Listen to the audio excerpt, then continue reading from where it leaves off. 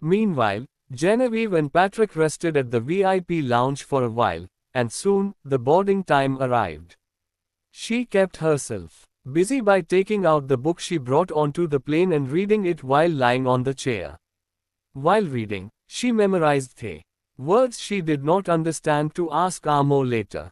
As she read her book, the plane flew continuously and reached Moronto. Around 5 hours later, when they booked their flight tickets from Moronto to Sponia, the first-class tickets were already sold out.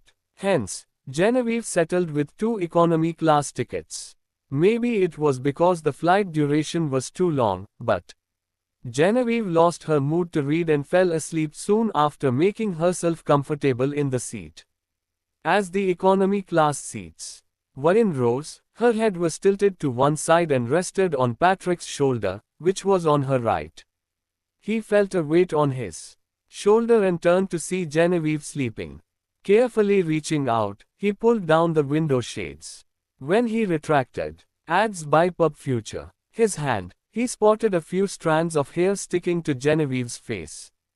Patrick hesitated briefly before using his finger to tuck those strands behind her ear. Her thick eyelashes looked similar to 2 handheld fans and would flutter occasionally. Patrick's eyes were fixed on her face for a long time. Later, he lifted his head to look at the plane's ceiling, and his eyes darkened. When the flight arrived at Sponia, it was already 11 at night.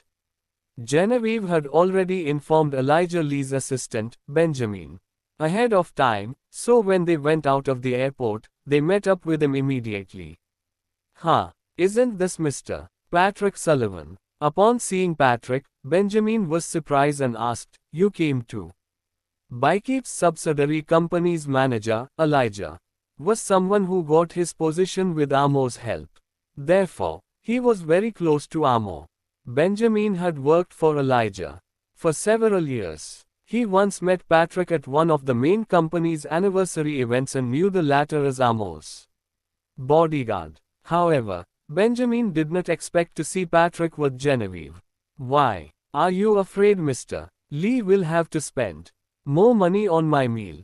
Should I go?" Patrick lifted his eyebrows. Facing Benjamin, Genevieve smiled. "Perhaps you may not know this, but Patrick is good with computers. Mr. Faulkner has high expectations for this international collaboration, so he sent Patrick to come with me." "Oh." Benjamin took over Genevieve's luggage and said, "The car is waiting by the road. Let's go now, Ms. Ratchford. I'll be in your care." She nodded. As it was rather late in the evening, they went to their rooms to sleep upon arriving at the hotel. The next morning, Genevieve met with Elijah and chatted briefly. After which, Benjamin gave her the details of the project this time.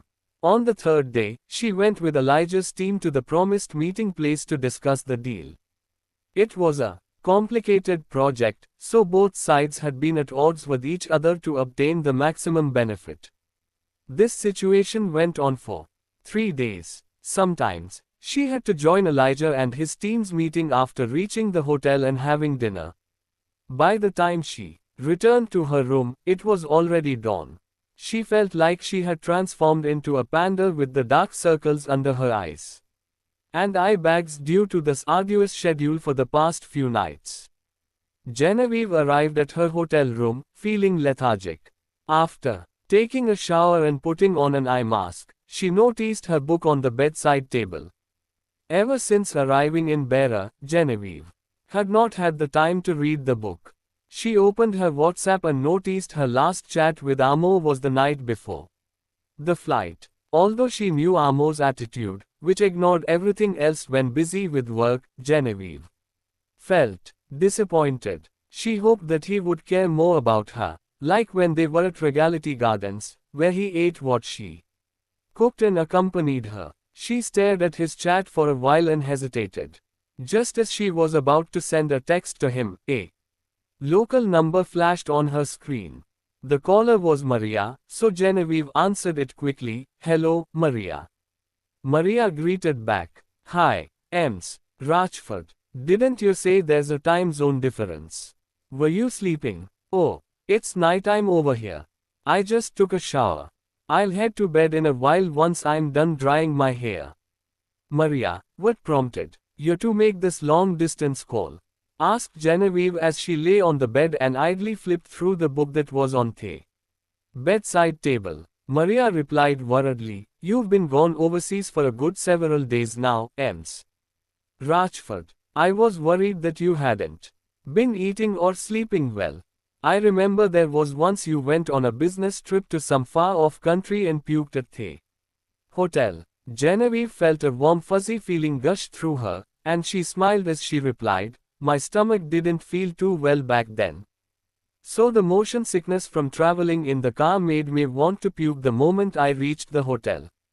Things are all right this time. The hotel that I'm staying in is fairly decent as well. It's just that I haven't really gotten used to the food they have available here. Once you're back, I'll cook up something nice for you to eat," promised Maria readily. She paused for a moment and added, "Ms. Rachford, is Ms. Wood on good terms with Mr. Amo?" Ms. Wood. Genevieve's heart sank, and she sat up from where she lay in bed. She crossed her legs and asked, "Which Ms. Wood is it?" "Marilyn. Ads by Pub Future." "Yes," replied Maria. "How do you know her, Maria? Did she come over to Regality Gardens to find you?" asked Genevieve as she narrowed her eyes in suspicion. "No, it's not that. It's," began Maria before she suddenly broke off midway. After a brief pause, she finally continued, "Yesterday, old Mrs. Faulkner gave me a call and sent people over to escort me to her place. There, she asked me how you were doing recently and prepared several gifts for me to bring back. As I was heading out, I saw several of the Faulkner family's housekeepers place some boxes at the entrance to the residence, almost as if they were preparing to throw it all away. One of the boxes was partially open, and I happened to glance into it by accident. I saw that it contained several photos of Mr. Amo with a lady and assumed that it was his ex-girlfriend," continued Maria. After a brief pause for air, Maria added, "However, while the Faulkner family's driver was sending me back, we happened to pass by a billboard. I saw that the lady's face was plastered right on the billboard. The driver told me that she was called Marilyn Wood and was the wife of the third child of the Faulkner family."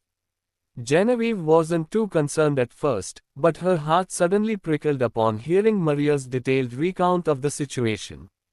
"Yes, she's Mr. Faulkner's ex-girlfriend. The both of them dated for quite a few years back then," stated Genevieve with her gaze lowered. She didn't know how she had managed to summon the courage to say what she just had.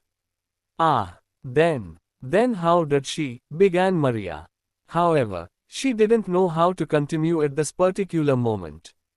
Instead, she frantically said, "I don't have any other intentions, Ms. Rachford. I just feel that Mr. Amo shouldn't be involved with other women now that he's married to you. He told me previously that he's broken up with Marilyn. There's nothing going on between them now, so it's fine," replied Genevieve honestly. She calmly asked, "Maria, did you happen to take a photo of the pictures you saw?" "I did take a photo of it, but it was really because I was afraid that I had seen things wrongly due to my poor vision at my age. I wanted to snap several photos to get a clearer look," admitted Maria. "Send them over to me," instructed Genevieve. "Ms. Rachford, these are all old photos. Furthermore, the ones I snapped are rather blurry. Since they're getting rid of those photos, I'm sure there's nothing going on between the two of them now," replied Maria. Genevieve flashed a smile and said, "I know. I just want to take a look." Maria was unable to dissuade Genevieve any further. As such, she had no choice but to follow Genevieve's instructions and switch on the laptop at home. She uploaded the photos and sent them over to Genevieve via email. Genevieve opened the email the second it arrived and proceeded to download the images, courtesy of the fairly good internet. Connection available at the hotel. It didn't take long for the handful of photos to be successfully downloaded. She surmised that Maria must have used her phone to snap images of the box directly. As Maria had mentioned, the photos taken were indeed rather blurry, but she could still pick out that they depicted a young male and female. There were photos of them attending a dinner banquet where Marilyn clutched Amo's hand in hers and smiled at the camera, as well as photos of Marilyn leaning against Amo and taking a selfie as he was hard at work. Genevieve was fairly accepting of all these photos as she felt that it was normal for them to take such photos back when they were dating. Furthermore, she had taken similar photos with Cooper before as well. However, as she magnified the photos to zoom into the details, she could clearly see in Amo's eyes the faint hint of a smile and the warmth he had toward Marilyn. Even though he was only looking at her from the side, his face was gentle and affectionate. While his eyes weren't visible to the viewer, it was clear for all to see that he only had eyes for Marilyn in the photos. As she took in the warmth and indulgence that Amo conveyed through his gaze, Genevieve couldn't help but feel immense jealousy toward Marilyn. Out of nowhere, she felt wetness at the corners of her eyes. The wetness and cool feeling soon spread from her face throughout the rest of her body. Genevieve irritably flicked through the few photos that Maria had sent over. She did this so many times that her vision soon became blurry from the strain on her eyes, and her arm ached heavily from holding her phone up the entire time. Once more, her gaze fell on Amo's eyes, and she came to a sudden realization. She now understood why Marilyn had poured filthy water onto her when she had visited the Faulkner residence previously. She also understood why Amo had found it so difficult and why he had been so reluctant to lecture Marilyn about it. This also explained why she had always been so jealous of the indulgence that Amo had for Marilyn and why she occasionally felt that Amo didn't care for her or didn't belong to her. It was all because she was in love with Amo. For a long time now, she had felt this burgeoning love within her and had buried it deep within her heart. She didn't dare to think about it or admit to herself what it all meant. Genevieve was a little numb as she thought about all this and recalled how Amo's gaze had always been cold whenever he looked at her, yet full of warmth whenever he gazed at Marilyn. At the end of the day, he only treated their relationship as a purely contractual one, whereas she had completely fallen head over heels for him.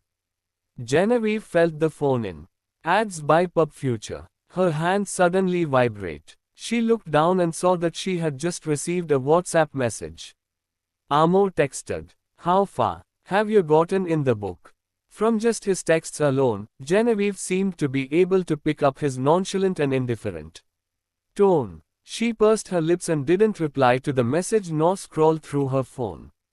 Instead, she switched it off and flung it on the bedside table. That night, Genevieve went to bed without bothering to dry her hair. Coupled with her dreary and depressed mood, this resulted in her waking the next day with several throbbing aches throughout her body. Patrick met her at the hotel's restaurant and asked how she had been. However, Genevieve replied awkwardly that she had merely been exposed to the air conditioning for too long a period of time and would perk up once she had taken some food. She added that she would head over to the center with Elijah's team to continue their round of negotiations. Fortunately for Genevieve, their negotiations proceeded rather smoothly this time, and they finally signed the contract just after 2 in the afternoon. After their successful negotiation, Elijah's team booked tickets for Genevieve's and Patrick's return flight to Jadeborough. The next day, the group headed over to the airport together to bid the pair farewell. Unfortunately for the pair, the weather at Jadeborough made for difficult flying conditions, and the transit flight the pair were on had no choice but to land at Springburn. Patrick seemed to be able to pick up that Genevieve was feeling rather sullen. As such, once they had dropped off their baggage at the hotel, he headed over to knock on the door to her room and suggested, "The weather seems pretty good here at Springburn. Come on, I'll take you out to have some fun." However, Genevieve rejected his offer and replied, "I want to sleep. I'm not going anywhere. You've slept so much during the 2 flights we've had to get here. How can you still manage to fall asleep?" countered Patrick. Patrick headed in and saw that Genevieve's suitcase was open. He reached in, picked out 2 sets of clothing, and tossed them into her lap. Following that, he gently guided her toward the bathroom and implored, "Hurry up and change out. I'm sure you'll be interested in the place I'm bringing you to." Genevieve turned back and eyed him as she asked, "Surely you're not taking me to an amusement park just because you think I'm feeling unhappy, are you? Don't be so childish." However, Patrick only closed the door to the bathroom and replied, "You'll know when you get there." Once Genevieve was finished changing out, she followed Patrick out and soon realized that he was bringing her to a shooting club. This shooting club was one of Springville's largest. Its interior was designed and set up under the guidance of retired military personnel, contributing to a great user experience. As Genevieve hadn't been to a shooting club before, her interest was suddenly piqued at the impressive sight before her. Under Patrick's guidance, Genevieve loaded the gun and held it as she got up on the platform and took aim at her target. Although her starting few shots were rather dismal, especially since she had picked an easy target close to her current position, she eventually improved after some training, and her bullets were soon able to hit the bullseye. Just like that, Genevieve spent the whole day at the shooting club with Patrick and had the time of her life. Doing so, close to 5:30 in the afternoon, they were about to leave the shooting club, and Patrick saw that her mood had finally improved. With this in mind, he finally relaxed and handed her a bottle of water. "Wait for me here. I'll go return the keys," instructed Patrick. "All right," replied Genevieve as she took the bottle of water and stood by the side of the entrance. She twisted the cap off the bottle and took a few sips of water. Just as she was about to cap the bottle again, a blur flashed past and grabbed her violently by the wrist. Genevieve was startled. She looked up. When she saw the hair of the man holding her wrist was a little messy, and his eyes looked abnormally wild, her heart couldn't help but skip a beat. "Sir, I think you got the wrong person." Genevieve tried to shake her wrist from his grip and stepped back. Lily, I'm sorry. I know I was wrong. Can you go home with me now?" The man tightened his grip on her wrist again. He stared at her and pleaded, "Even if you don't want me, are you going to leave our daughter all alone?" Genevieve felt that the man was getting irrational. She didn't dare to answer him, afraid she would enrage him. However, her silence infuriated the man, and his expression changed in the end. "Why are you staying quiet? Are you waiting for that man to come? How long have you been together? Damn it, you are a BTCH." Hearing that, Genevieve tried to fish for her phone in her pocket. When she almost got her phone and was about to dial a number, the man pounced on her suddenly. He then strangled her with both of his hands. In a split second, Genevieve sprained her ankle and fell to the ground heavily. Her back was terribly hurt, causing her to be in pain. Ads by Pub Future. "You BTCH. I'm going to kill you. You betrayed me." The man sat on top of her. His hands then gripped tightly around her neck. Genevieve was almost out of breath. She grabbed the back of the man's hand and scratched several bloody marks. However, her efforts were in vain. A few seconds later, she felt her pain subsiding. Besides, the air she inhaled seemed to become thinner and thinner. The expression of the madman in front of her became gradually blurred. After returning the key, Patrick was shocked to see what happened when he came back. He quickly rushed over and pulled the man away.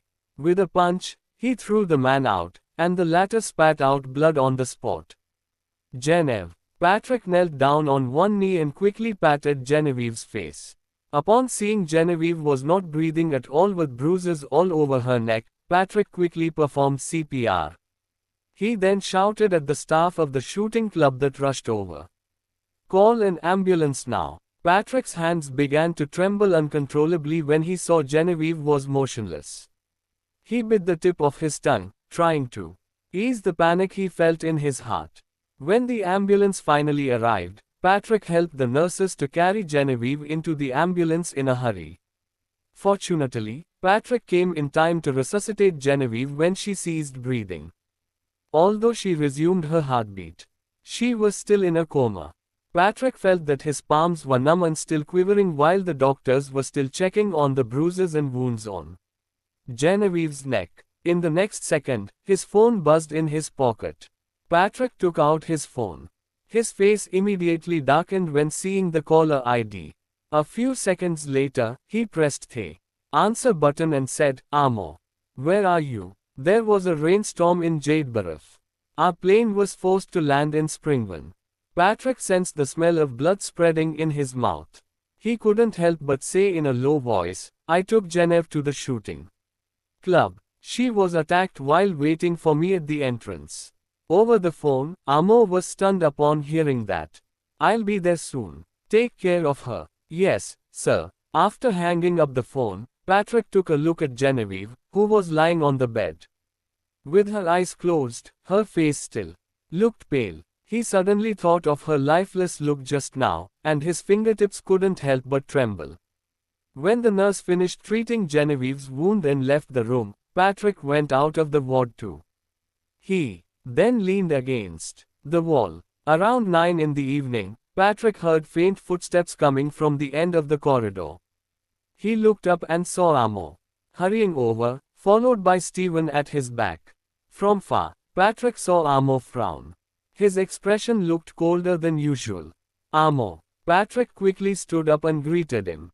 Amo nodded slightly and passed by Patrick. Then he opened the door of the ward and walked in. Somehow, the corners of Patrick's mouth twitched. Is he worrying about Genevieve? "Patrick, what happened?" Stephen came over and asked. Patrick didn't dare to hide anything. He told Stephen that their plane was forced to land in Springburn, and he took Genevieve out for fun. Stephen's face darkened when he heard them. "Where's that man?" he asked. "I didn't have time to look for him just now. I was in a hurry to send Genevieve to the hospital. Guess he ran away." Patrick rubbed his eyebrows with his fingers and spoke calmly. "Stephen, stay here. I'm going to look for that man now. Call me if you need anything." Stephen frowned as soon as he heard that. "Go and take some rest. You are tired by now. I'll let someone else handle it." "No, she almost died. Stephen, I'm not kidding. Genevieve could have died if I arrived a second later."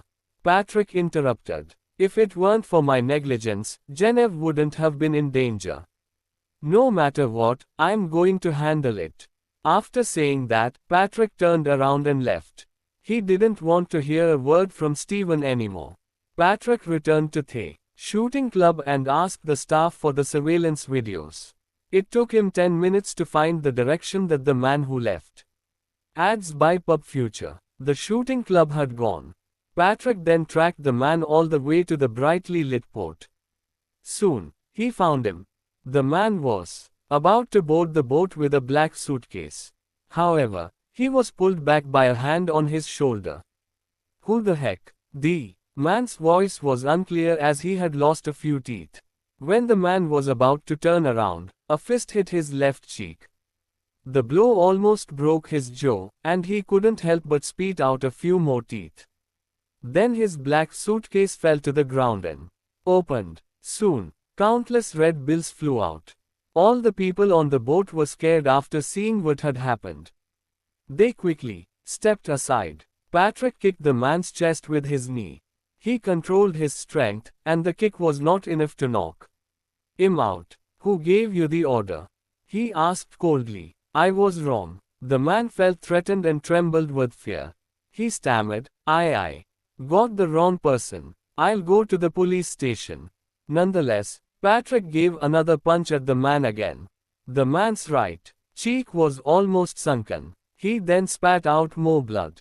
"Tell me, who gave you the order? Who gave you the money?" Patrick lowered his head and confronted the man directly. His eyes looked vicious. If you dare to deny again. Hearing that, the man was so frightened that he almost fainted. He stuttered a name, M. Marilyn Wood. Patrick had guessed it was her. In fact, Marilyn didn't need to hide anything when hiring people. She did a lot of things relying on Amo's power, as she knew no one would blame her for her unscrupulousness. Nonetheless, as soon as Patrick heard what the man said, his eyes darkened. When the man dialed the number, Patrick snatched the phone over. After a few seconds, someone picked up the phone. Didn't you get the money? What? Not enough? Marilyn asked impatiently. Marilyn, Amo sent me to protect Genevieve, but she is also my friend. Patrick held the phone tightly, and blue veins popped out on the back of his hand. I don't care who you are hurting, but if you dare to lay a finger on Genevieve again, even Amo can't protect you. Marilyn didn't expect Patrick was the one talking to her over the phone. She was stunned for a moment, but soon she smiled. Who do you think you are? You are just Mando's lackey. How dare a lackey bark at his master? Just give it a try if you dare, Patrick warned in a calm tone. I always do what I promise. After saying that, he hung up. On the other side, Marilyn was so angry that she lost control of herself. She smashed all the things on her dressing table. How could a lackey threaten me? Smash. A pile of expensive skincare products was smashed to the floor. Who the hell does he think he is? How dare he threaten me? Marilyn was alone in the room. Hence, she didn't need to pretend. She gritted her teeth and said, he's so protective of Genevieve. The more Patrick protected Genevieve, the more Marilyn felt Amo cared about Genevieve. How dare he let a lackey insult me? The housekeeper came upstairs with a bowl of soup. When she saw the state of the mess that the room was in, she hurriedly placed the bowl on the table and walked over. MDM, Marilyn, please be careful. You'll cause harm to the baby if you behave like this. Tell me, why did Mando not come to visit me? Marilyn asked the housekeeper. The hand she used to lean against the makeup table was trembling. Has he really fallen in love with Genevieve? Mando said that he'll wait for me. He can't go against his promise like this. She stared at the bump on her belly, a sinister look in her eyes. If only this child doesn't exist. The housekeeper could tell what Marilyn was thinking. She hurriedly kneeled down and used her hands to shield Marilyn's stomach while persuading, MDM. Marilyn, please don't do something rash. You know how much Mr. Amo cares about the child. And there's old Mr. Faulkner. This housekeeper wasn't sent to Marilyn by the Faulkner family but was instead the housekeeper who had been staying by Marilyn's mother's side before this. Now that Marilyn was pregnant, she was assigned to Marilyn to take care of her. When she left, she still remembered what Mrs. Wood had told her. Ads by Pub Future. Mr. Amo is busy with work, so he can't keep your company. Didn't he send Drive Jensen over? The housekeeper said while moving closer to Marilyn. You knew that Mr. Amo had long since made the agreement to hand the shares of Central Group over to this child. He treats the child in your belly as his own. That's why he cares so much for him. Nothing bad can happen to this child. After listening to the housekeeper's words, Marilyn felt a little better. She touched her belly with her hands, her eyes turning slightly red as she said, but I can't take this. How could he marry Genevieve? I'm his only wife. His one and only wife. Summer, tell me. Marilyn suddenly grabbed the housekeeper's arm and asked her a question that sounded as if it was directed at herself at the same time. Is Mando taking revenge on me? For getting married to Samuel. He must be doing this to take revenge on me.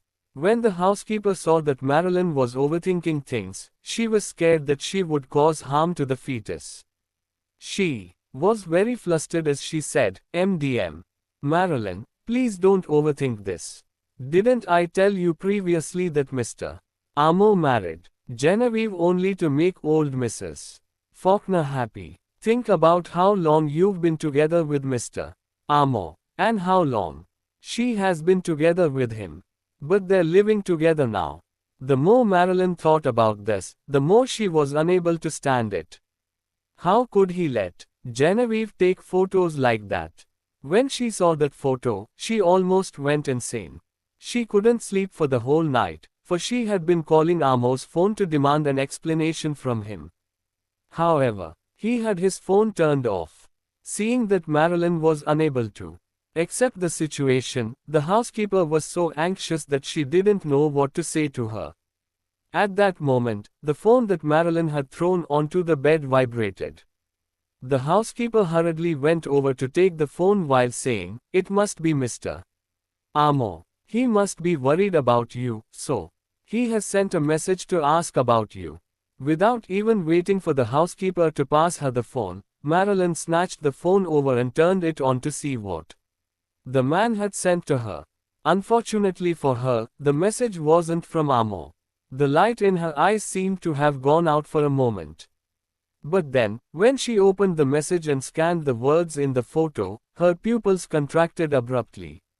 The expression on her face turned from one of surprise into shock. Finally, a fire of hope was ignited once again in her eyes, and a smile appeared on her lips. "I know why Mando has decided to marry Genevieve now," the housekeeper asked. "Did Mr. Amo explain things to you?" "No, but I know that he only has May and the baby in his heart. He loves me, and May only." Marilyn caressed her belly, the smile on her face becoming even more jovial and bright. She even started to pity Genevieve now. She pitied Genevieve for not knowing anything, for being kept from the truth. Sometime later, when Genevieve woke up, she felt a throbbing pain in the deeper corners of her throat, and her nose was attacked by the smell of disinfectant. The stinging smell reminded Genevieve of a lot of bad things, so she was instantly woken up. She looked around herself, only to realize that she was inside a luxury single ward, and beside the bed was a man sitting there. The man had taken a chair and placed it before him to use as a table. He was working on his laptop. His sleeves were rolled up slightly, revealing his firm arm muscles. Genevieve's light cough attracted his attention. Hence, he looked up and saw that Genevieve had woken up. She was staring at him with a blank look in her eyes. After a moment of hesitation, he turned off his laptop. "Do you want some water?" Genevieve didn't respond. She simply pulled the blanket higher and curled up under it. When Amo saw that her temper was acting up, he raised his brows and walked to the bedside. In a gentle but domineering manner, he lifted the blanket on her and embraced her with one arm. Then, with his other free hand, he took the jug on the shelf and poured her half a cup of warm water before putting it before her lips. "Drink up." Genevieve struggled for a moment, but when she noticed that she couldn't escape his embrace, she slapped the cup away. Luckily, Amo had a firm grip on it. Nonetheless, some water was spilled on the blanket. "Genevieve, you need to drink some water," Amo said sternly before moving the cup back to her lips. Once again, Genevieve pushed it away. The look in his eyes, Ad's BiPub future, darkened. When he saw how she was unwilling to cooperate, he took a mouthful of the water before turning around to kiss her directly on the lips. Genevieve struggled as hard as she could, but her lips were still being forced open by him. After drinking some water, she felt much better.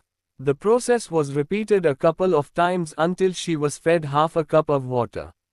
Only then did he place the cup back on the table and used his thumb to wipe the water away from her lips. "Do you want something to eat?" Amo asked. Genevieve looked up to glare at him. "Are you treating me like a 3-year-old mentally disabled child?"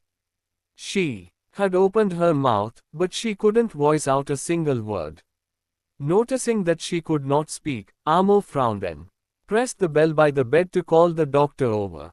Soon, the doctor was there with a few nurses to give Genevieve a checkup.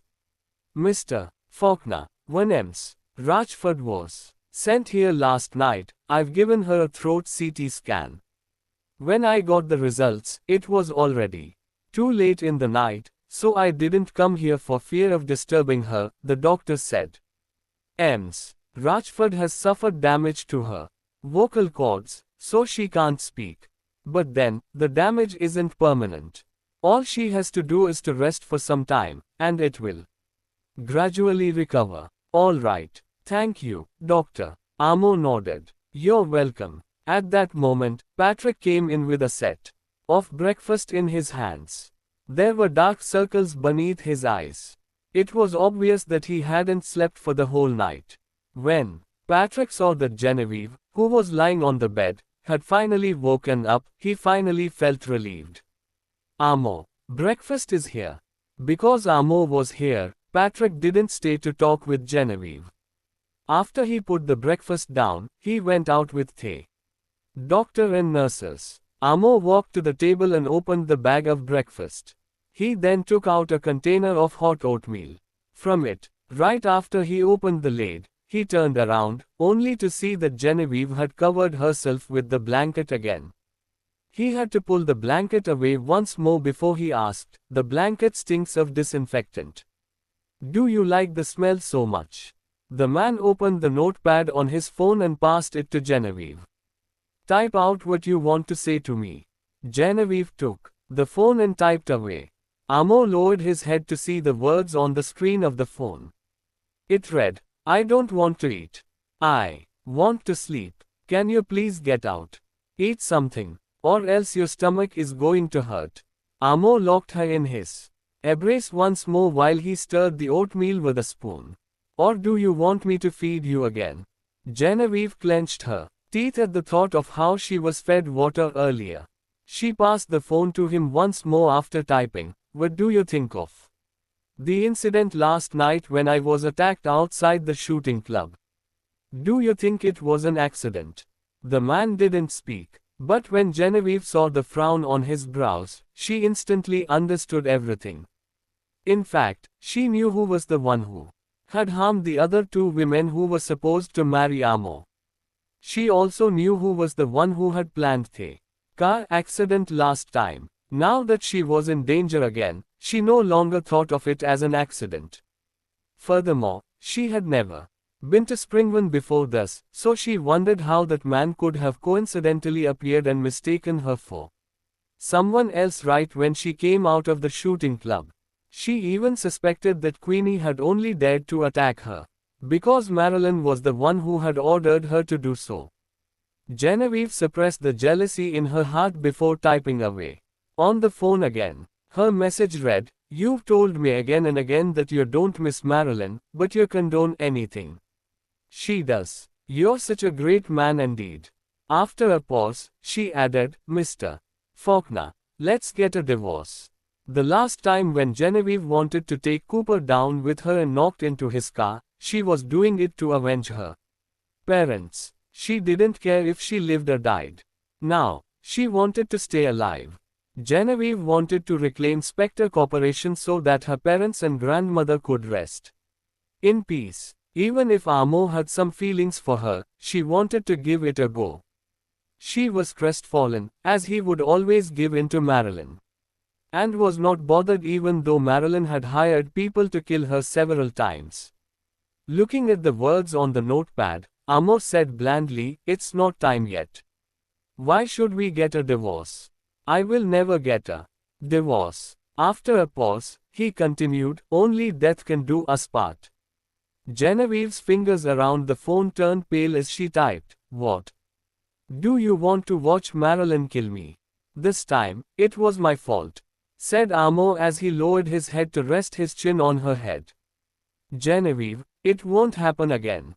Genevieve cocked her head to one side, trying hard to put some distance between them. "It won't happen again. If it weren't for Patrick, I would have been dead by now. How could he look me in the eye and say such ads by Pub Future? Audacious words." Genevieve thought of the photos she saw that night, the look in his eyes, and how aggrieved she felt. She felt an immense sense of self-loathing, and tears began to pool in her eyes. The phone vibrated, and Genevieve saw a new message pop up on the screen. Marilyn, Mando, Timothy just came by again. He said that the baby is sleeping soundly in my belly. My appetite today was really good too. Genevieve felt disgusted at the mere sight of that woman's name. She opened WhatsApp and immediately blocked Marilyn's number. She also blocked the number on the contact list. Flipping through the phone, she deleted everything that had to do with Marilyn. Amo watched with a gloomy expression as he let Genevieve do whatever she wanted with his phone. Looking down at the oatmeal in the bowl which had already cooled down, he scooped up a spoonful and said, "If you're done venting, eat some." Genevieve. No. Exasperated, she simply typed those two letters, then ruthlessly threw the phone to the ground, causing the device to shatter into pieces. Amo's countenance remained unchanged. He ate a bit of the oatmeal, then lowered his head and fed the woman. No matter how much of a scene Genevieve made, Amo did not even flinch. Even after Genevieve left two bloody scratch marks on his neck, Amo still put his arm around her waist and forcefully held her jaw to open her mouth and stuff the oatmeal into her mouth. Genevieve pursed her lips tightly after she ate the oatmeal. If looks could kill, Amo would be dead. Yet Amo chuckled and said, "If you don't want me to feed you, be good." Genevieve was so enraged that she knocked her head against the man's chest. She did not even feel any pain. She kept making a scene until she eventually exhausted all her energy and was too tired to continue. When Amo finally let her go, she pulled the blanket over herself. She wanted to cover herself with the blanket, but when she whiffed the smell of disinfectant, she disdainfully uncovered herself. Amo's sharp eyes caught sight of this. He grabbed his coat and covered her with it. Genevieve thought that the coat was probably even dirtier than the blanket and wanted to toss it aside. Before she could, Amo said, "Unless you want me to hug you to sleep, keep the coat on." At a loss for words, Genevieve spitefully clenched onto the coat and kept it over her body. After the woman finally settled down in bed, Amo pulled out a chair and sat down. He took out his laptop and dealt with his unfinished business. By the time he raised his head again, he could hear faint breathing sounds. Genevieve had fallen asleep. Amo turned off his laptop and was about to make a call when he remembered that his phone had been smashed into smithereens. He got up and went outside. Stephen and Patrick were there outside the ward. Stephen was standing on one side of the corridor, busy doing something on his phone.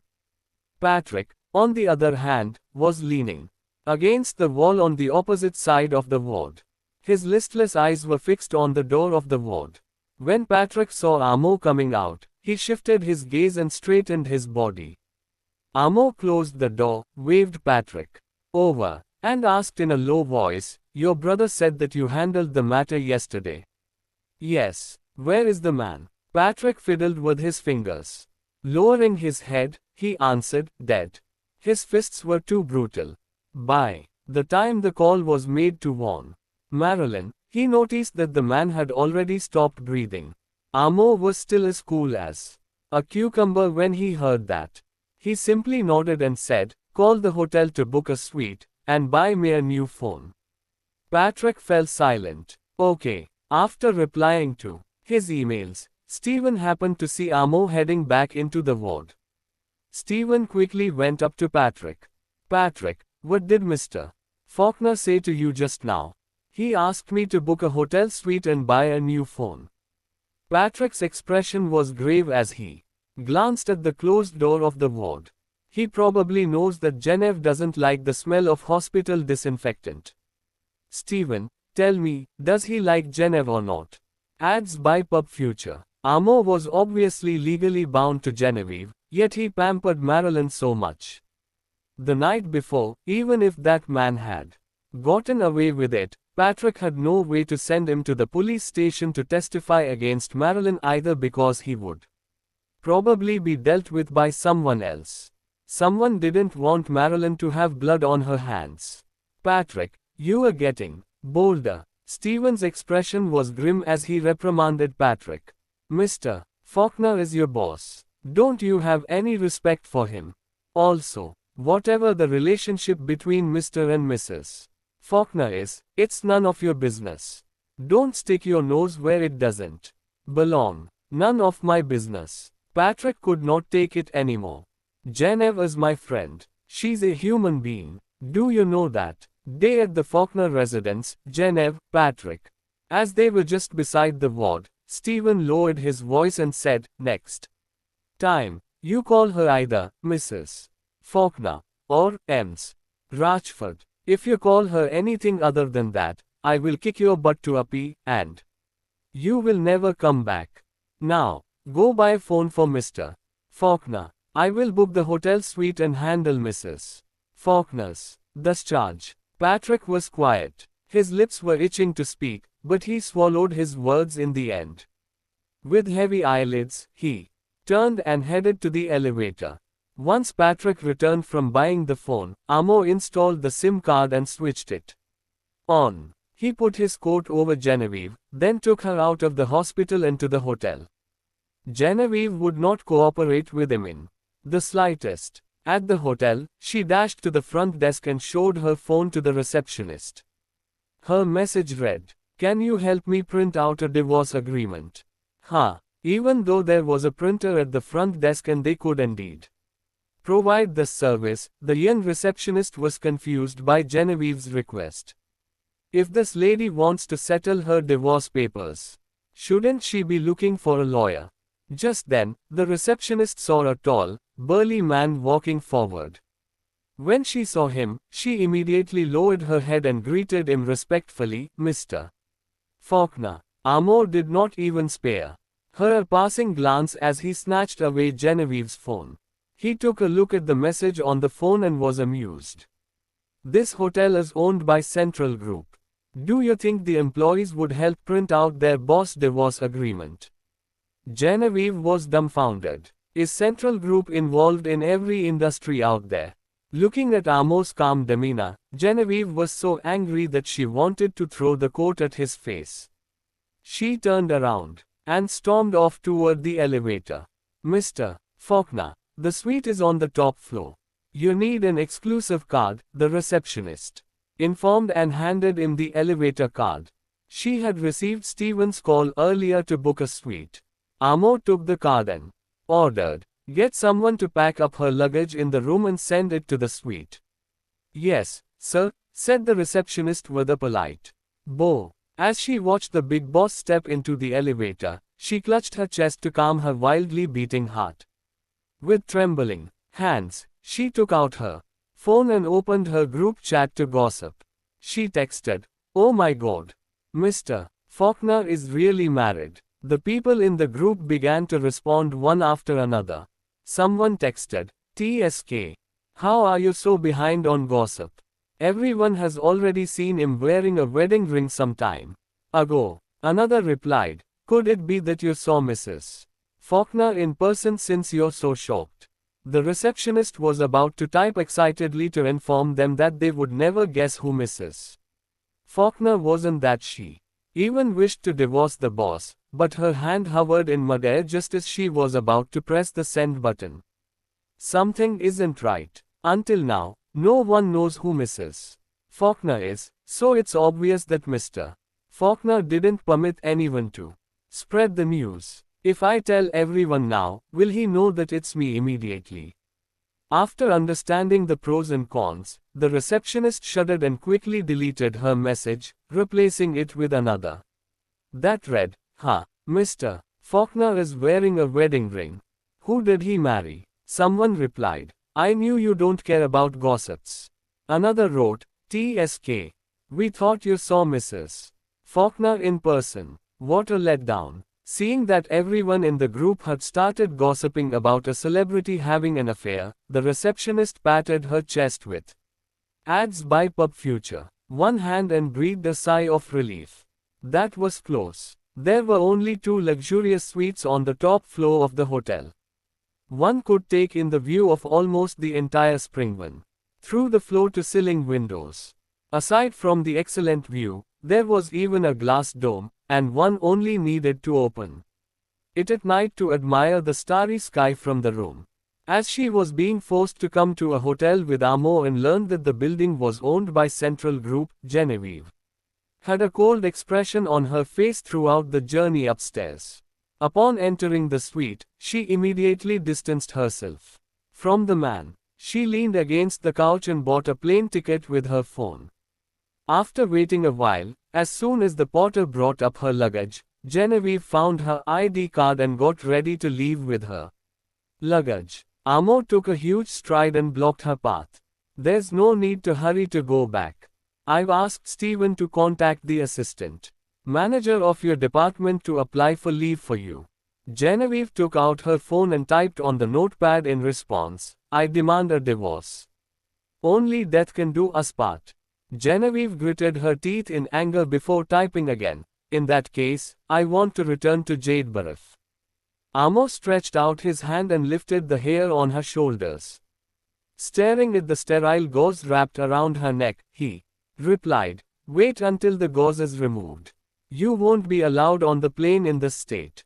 Genevieve sneered and placed the phone close to his face to let him read her reply. It's not like I have asthma. I want to return to Jadeborough right now. Seeing the woman's cold expression and persistence, Amo unbuttoned the topmost 2 buttons of his shirt to cool himself and stepped out of the way slightly to lean against the back of the couch. Give it a try. If you can leave this place, I'll admit my defeat. In response, Genevieve walked past the man with her luggage and pulled open the door of the suite. To her surprise, Steven was standing outside the door. Are you hungry, Mrs. Faulkner? Steven ignored the luggage in her hand and bowed slightly. I'll get the hotel restaurant to deliver a menu. Genevieve shook her head. She intended to walk out, but he stopped her. You need to rest, Mrs. Faulkner. Genevieve bit her lower lip in frustration and handed him the phone after typing a reply. She wrote, it's okay if you don't let me leave, but I want to divorce Amo. Go and print a divorce agreement for me. The corners of Steven's eyes twitched when he saw her response. He quickly said, I'm aware that this incident has left you traumatized, Mrs. Faulkner. It's all because of Patrick and my negligence. But trust me, Mr.